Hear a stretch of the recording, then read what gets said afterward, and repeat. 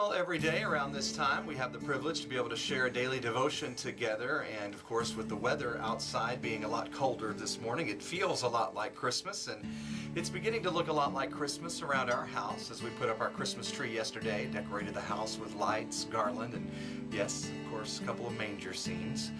It's amazing how changing the look of our house really helps change our attitude towards this time of year and helps us to get into the Christmas spirit. It's also amazing how much our feelings and our emotions can change, how they ebb and flow throughout each day, of course, depending upon our circumstances. To a certain extent, I think that's pretty normal. The challenge comes in not allowing those feelings to dominate our lives and cause us to make decisions based on them. I'm sure the Lord didn't feel like laying down His life to be crucified on a cross. But guess what? He did it anyway. In the middle of those feelings, He could have changed His mind and made a decision that would have affected the rest of history. But He didn't. The writer of Hebrews says, "Let us fix our eyes on Jesus, the author and perfecter of our faith, who for the joy set before Him endured the cross, scorning its shame." During this Christmas season, as we celebrate the birth of Christ, let's also remember the reason that He was born, and that was to die. As we decorated our tree yesterday, we paused just for a moment and remembered that sacrifice as we placed on our tree the Christmas nail.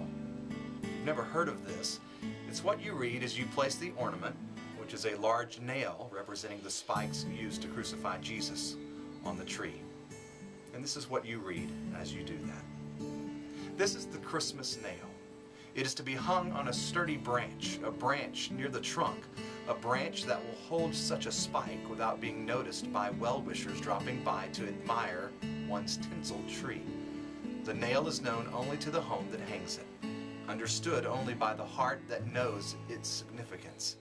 It is hung with the thought, the Christmas tree but foreshadows the Christ tree, which only He could decorate for us with nails such as these.